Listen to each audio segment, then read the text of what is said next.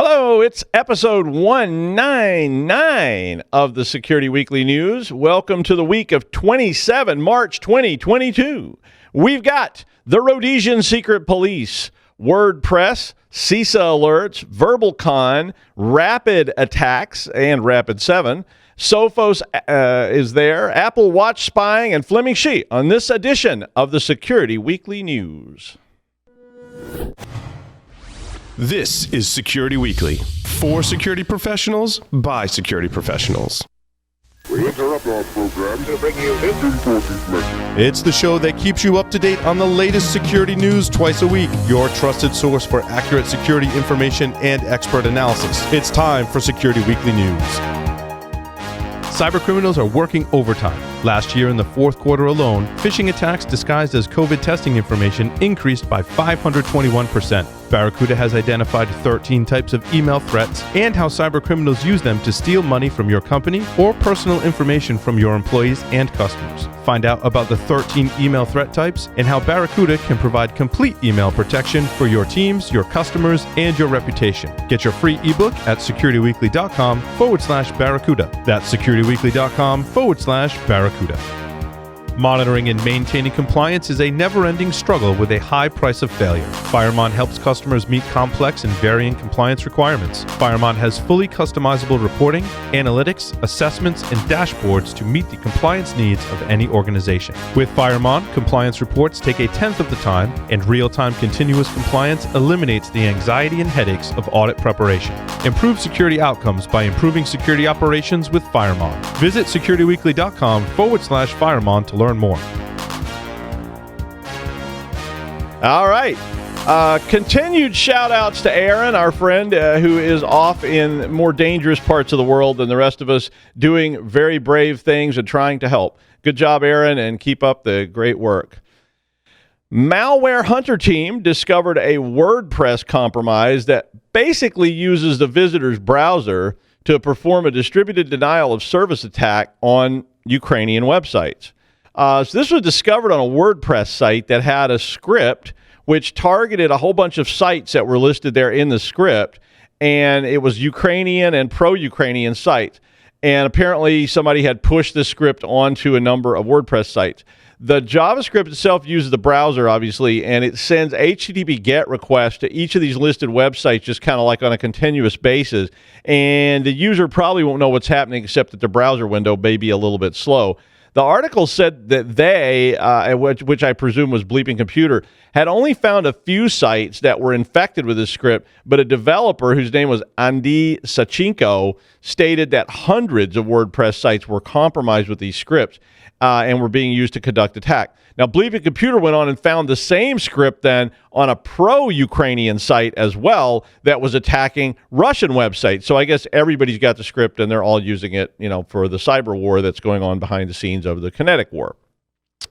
The United States Cybersecurity and Infrastructure Security Agency, which is called CISA, ordered that all federal civilian agencies needed to patch a Google Chrome 0-day and also a Redis vulnerability within the next 3 weeks. So it's pretty one of those hefty time frames, but both of those vulnerabilities were being actively exploited in the wild. The Chrome flaw is CVE 2022-1096, and it is in the Chrome V8 JavaScript engine, which basically will allow the execution of arbitrary code on the target. The Redis exploit is in Lua, and it is a sandbox escape vulnerability, CVE 2022-0543, and a proof of concept of that exploit was published on the 10th of March in this year. According to article, the Mustic malware gang has added a dedicated spreader exploit for that Redis vulnerability. 30 other vulnerabilities were also added this week to the known exploited vulnerabilities catalog. So they've expanded that again. So if you haven't checked it out, it's a good time to go take a look. The KEVC is a list of vulnerabilities that CISA has observed as being actively exploited in the wild. So it's a good list to review. It's a good list to make sure that you're up to date. VerbleCon is a new malware loader tool that was spotted by Symantec last January, so 2021, and it was primarily being used on kind of low-end crypto miner installations. So why is it significant? Well, the malware, this loader is Java-based, and it was described as polymorphic. So they use the term polymorphic several times in the article, and then they finally had sort of a call-out box where they actually explained what they meant by polymorphic. I was guessing that I knew what it meant, but I wasn't 100%. But in this particular case, this polymorphic malware, basically it's encrypted, and it's also obfuscated, so that's nothing new. I mean, we've seen that before. But when they talk about it being polymorphic, it means that the encryption and the obfuscation is constantly shifting so that every single time somebody downloads this, it has a different look and a different signature. So this is something some of us have talked about for a long time in terms of compiling things and rigging them, because if you recompile it, then it's got a different signature if you just change a comment or something. This means this is very difficult for signature-based or pretty much anything else to spot when it's being downloaded or put on a machine. So they took 5 samples of this and posted them on VirusTotal, and none of them got flagged as malicious. So they were they were flagged as unknown. The malware does perform checks to see if it's being run on a debugger or if it's being run in a virtual environment. Then it grabs a list of running processes, particularly related to virtual machines. If it is convinced that it's in the clear and it's running on an actual physical machine and it's not being debugged, it immediately copies itself off to a local directory, uses that as a loading point to assemble the rest of the code, which is downloaded from command and control. The malware then does try to connect periodically to 2 different domains. One of them is called gamers.ax, and they also use another model, which is a further kind of polymorphism, I guess. It uses a domain generation algorithm, and that has the extension .tk, but the actual domain changes all the time, and its name is based on the current time and date, and it also has the string verbal as a suffix on the end of that time and date domain name. So I guess that's, they said the extension was TK, so I'm presuming that's where they mean that sits. All the payloads are all obfuscated and encrypted, and it seems currently still to be focused on crypto miners, but the point of the story was that because it's using command and control and because you don't know what it's doing, it could be used to download pretty much anything, and they were talking about how this is probably going to be adopted by ransomware gangs and other things very, very soon. This study reported that in 2021, attackers have begun exploiting new vulnerabilities more rapidly than before. And I thought this was a very interesting study. So this was Rapid7's Vulnerability Intelligence Report, and they said that the average time for exploitation of vulnerabilities from, I guess, when they're disclosed is down to 12 days. So that's how long it is between when it's detected or reported and you start actually seeing it being actively used in the wild. That's not very long. And that's a large decrease from the previous year's report, which said 42 days. So that was more than a month. Now, you remember that story from CISA where they said they had 3 weeks to correct this vulnerability. Well, 3 weeks is a lot more than 12 days. So there's some definite changes that are going to have to come to how we patch and how we deal with vulnerability. They went on and looked at 50 separate vulnerabilities, and 43 of those vulnerabilities had evidence that they were being exploited in the wild. 60% of the threats were used in ransomware attacks, and more than 50% of them began with a 0-day. And according to Rapid7, ransomware was only one of several reasons for this change, which did include ransomware, state-sponsored APTs, and cryptojackers, along with other scammers who are really working hard to implement new 0 days in the stuff that they're using. The best quote from Rapid7 there, I think, was, "The community and the security industry have benefited from shared intelligence and expertise over the years." True. But went on to say, unfortunately, this is now becoming true of attackers as well. So, the attackers have realized that if they work together, they can do stuff pretty quick. So, as we've been seeing, ransomware gangs, working in tandem and so forth.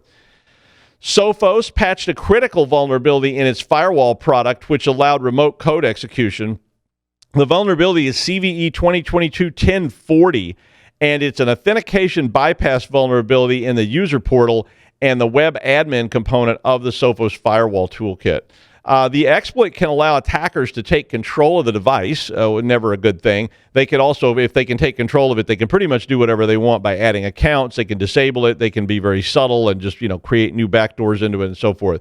Sophos did release a hotfix that they said would have been installed if you have automatic updates on. But if you don't have automatic updates on your device, you would need to manually install it, or they also had a workaround that was provided by the company. There's a link in the article to all those things, so if you are using Sophos Firewall, you may want to check that out.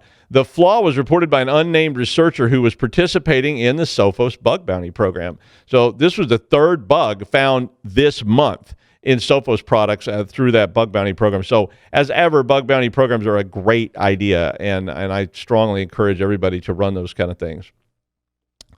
A 19-year-old man in Tennessee was arrested for attempting to track his partner using an Apple Watch.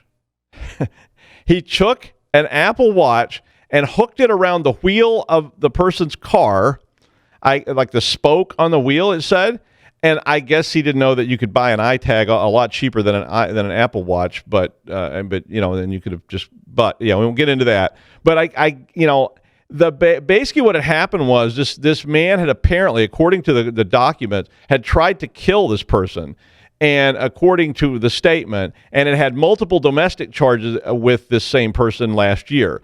The man had followed, I guess it wasn't clear, but it sounded like he followed his partner to a family safety center and was spotted by security officers over by the car. The partner had been going to the center to try to get an order of protection from this person. But he was spotted crouching by her car and had apparently attached the watch to the spokes on the wheel. Now, I mentioned this because, one, these type of trackers can be very, very handy. Not maybe an Apple Watch, but you can buy all kinds of much, much cheaper stuff than that if you're trying to track things. But it can also be a huge threat. And I brought it up because it is such a threat, because people have been dropping iTags in particular into people's handbags, and they'd been doing that with tiles and things too. And they dropped these into handbags and pockets in nightclubs, in particular in New York and other places, and they were tracking where people lived. So they would meet somebody, they would drop this in their bag, and then follow them home, which is really, really creepy. But with an Apple Watch, it's kind of an expensive way to track a vehicle, considering other options that are available. But it did work, apparently. The other reason I didn't mention this is because the person was arrested, because it is technically illegal to post an electronic tracking device on someone's vehicle. And maybe not in your location, but a lot of places that is illegal. So you want to be very careful if you're thinking about, it's not some kind of stalky thing, but if you're trying to be like a PI or something like this, you can get in trouble for putting tracking devices on people and on their property. So, if you are a PI, be sure you understand the local laws so that you don't get in a jam. All right. Well, he's the CTO of Barracuda Networks, which sounds really, really cool. And is always a great guest that we have on shows. So please welcome back to the news, Fleming Shi. Hi, Fleming. Hi, Doug. Thank you for having me. Yeah, we always like having you on. You're a fun guest to talk to, and you always have interesting topics to talk about. And when Fleming and I were going over this earlier, we decided that we would talk a little bit about strategies that are related to destructive malware. And so this is a kind of interesting idea that has the idea of it's been around a long time, but I think we're starting to see an era of this emerge. And ransomware is one thing. So we've worked a lot of strategies. We look at it. We talk about, should you pay the ransom or do you just recover with your backups and whatever that you do? But what happens when somebody takes a wiper or some other kind of just flat out malicious thing, and they wipe everything you've got, and they're not at all interested in selling you a recovery key or anything like that. They're just interested in destruction. And so why were you thinking about that, Fleming? Well, right now it's really kind of critical times, especially when you think about, like you said, ransomware has been dominating the news in the past, especially related to cybersecurity, where you really have a way to transact and actually fulfill that business transaction and actually get your data back. And in a situation of destructive malware or wiperware, it becomes sort of, just remember the days when there wasn't a ransomware. There's no way to pay people. And what you end up with is a complete chaos, right? So what they're trying to do is cause disruption in your business, either for the purpose on there to leverage or for whatever reason, in the case a nation state type of sponsored wiperware. So what I'm looking at is a situation where people need to be slightly adjusting to this type of weapon, which is really kind of making sure your data protection is ready to go, right? So what it means is that instead of actually having your crisis response team thinking about talking to the insurance companies, getting the payments going for ransomware, probably part of your playbook, you're looking at immediately finding ways to restore your operational capabilities. So in this case, one of the things I always warn folks about is that means your response time in recovery needs to be considered to shorten that. So instead of backing up files and folders and maybe certain shared environments, especially data, what you should be thinking about is backing up your entire system if you're able to with your current data protection solution you're using. Because then you will have the ability to actually recover not only the folders, but also your operating system, your libraries that's related to your programs and your applications that will be using the data. So, and it's totally doable. There's a lot of tools out there that allows you to do this. And it also gives you the ability to think through, besides your endpoints, like your laptops and desktops, or however you have your employees are working, also think about your workloads in the public cloud environment or your private cloud. However you have your infrastructure as code in place, test those recovery capabilities so you can spin up a brand new environment and completely start from scratch very rapidly. So just think through those recovery methodology and basic playbooks to make sure you're ready for the wiperware out there. Well, let's talk about this a little bit from that disaster recovery perspective. Because when I used to do audits a long time ago, there was no ransomware. There, people tended to be recovering from disasters or fires or whatever. And right. one of the topics that came up in those conversations was always speed to recovery. Like, what is the time horizon that your organization can actually stay down? Because right. Is it minutes? Is it days? Is it months? And do you have some thoughts about that? Yeah, there's a lot of talk about RTOs and RPOs, sort of objectives for amount of time you can be done, right? So, but the key here is that we are so reliant on how our business are running, are reliant on SaaS applications, your tools, and everything. So it is becoming more critical in a situation where you're dealing with a wiperware. Because the ransomware guys will make sure your system still runs. You just can't get to your data, right? Causing a lot of anxiety on getting that data back. But in the situation of disruption, you probably don't have operational capability because it will destroy your boot sector, will probably wipe out your file system. No matter how much you pay, you're not getting your system back in that situation. So I think because our business is so reliant on SaaS applications and all the technology we depend on, including our mobile devices, right? Our mobile apps are also, connecting to the cloud.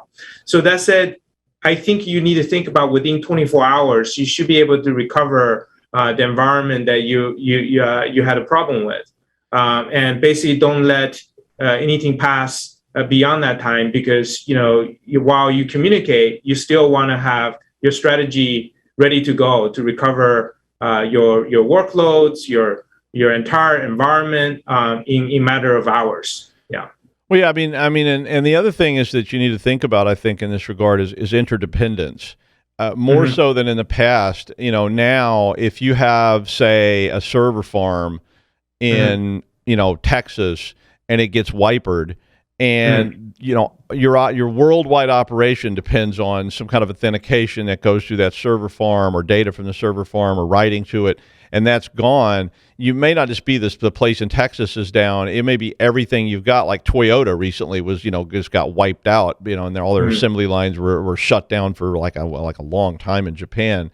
And right. So, so what do you tell people? Because one of the things we got a lot of pushback on was when you started talking to companies about this kind of stuff, it was mm-hmm. just almost overwhelming because the idea of trying to do, you called it, we were talking earlier, rehydration, trying to reanimate this corpse that is all your stuff. It's not just like, I backed up my desktop and it crashed and I restored it. It's a much bigger thing than that. Yeah. Well, the concept of rehydration to me is really associated how mature you are in your infrastructure as code in your deployment today, right? So if you're dealing with a large set of, basically workloads or server farms in a way to think about how your workloads are distributed and probably handling large amount of requests. My hope is that you have the ability to automate some of these deployment orchestration capabilities, because the need to actually be able to rehydrate, it's becoming a lot more apparent in the world where we're dealing with wiperware, right? And also, don't forget, like, there's a lot of attacks. I just heard the news that you talked about earlier, especially DDoS. Instrumenting clients like JavaScripts that eventually attack others, as well as potentially hidden threats that may be already content injected into your WordPress web servers, right? Think about the potential lateral movement that's already happened. So you don't want your environment to be running forever. I remember in the days where a Unix system is all about uptime, which is today's world. You want to be able to recycle these systems very rapidly. Uptime for many months may not be a good thing. So consider your environment under attack. Ability to recover and rehydrate makes it a lot more resilient, especially if you're dealing with basically focused attack on your, or maybe they have already landed and expanded and laterally moved in your infrastructure. You can isolate a lot of this environment by spinning up new environments that services your customer. Then the data part, obviously protecting the data, making sure that data is always having proper protection, encryption, all those things, so the bad guys can get hold of it. The other thing is that in order to do infrastructure as code, you have to think about golden images of either your containers or your registry, your artifacts, as well as your virtual machines, right? If you think about that. So constantly retune and making sure those images are safe and not being tampered with or being already compromised. So those are the disciplines that I think is important in today's world. I completely agree. And one of the other things that we always talked about in these audits was, have you tested this? And it's very difficult to test these kind of elaborate things. But the story I always tell is we had a client who basically they got taken out by it wasn't an attack, it was a disaster. But when they went to do the restore, they were all sort of, saying, well, we're in great shape. We've got all these tapes and we've got this tape system and on and on. But when they tried to read the tapes, they found out that the read heads on the tape machine no longer worked. This machine was quite old and the read head wouldn't work. And they were the company that made it, which was called Colorado Logic or something like that. They didn't exist anymore. And so their backup restore device, it backed up fine, I guess, but you couldn't restore the tapes. And suddenly they had a huge problem of going on, eBay trying to find these units and purchase one and have it shipped emergency so they could restore. What's a good way to try to do all this backup with your golden images? Yeah, I think the key there is take, intentionally, practice outages in terms of actually, for the purpose of actually understanding your objectives for total disaster time window you have. For those objectives, it's already important enough to basically do scheduled downtime and replay basically all your backups, including virtual machines and rehydration techniques using infrastructure as code.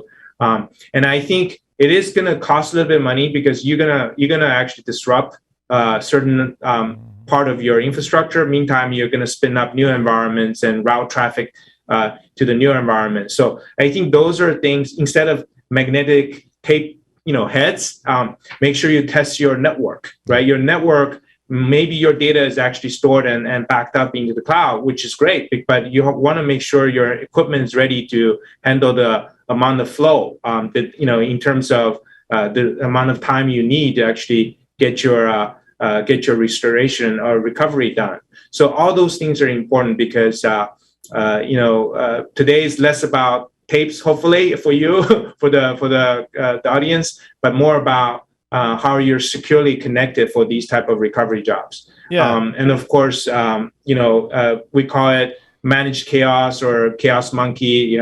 There's a term that Netflix used in the past, but I think those are important to actually give it a good run and good exercise to be ready. Otherwise, the confidence level won't be there for you to actually execute when there's an actual attack. And I completely agree with that. I mean, again, we did audits. If we stepped in, one of the first things we did was say, okay, you're down, and what do you do first? And they pull it out and they go, well, we call Ted, and here's this number. And I go, okay, Ted didn't answer. Now what do you do? And and some of the times they're like, I'm not sure. Ted handles everything. But also don't forget your hardware. Because right. Sometimes there's a whole, like you said, there's a whole chain of hardware involved in getting, say, a hypervisor back online or the contents of a hypervisor, and it may require internet connectivity. And if you don't have an extra router or copies of the comps for the routers and all this kind of stuff, because you really can get to the point where you say, I'm going to have to restore a lot of stuff, because that gets back to one other point you made, which was about network segmentation. And how critical it is that you isolate these things so that these worms can't jump from place to place to place. Yeah, definitely.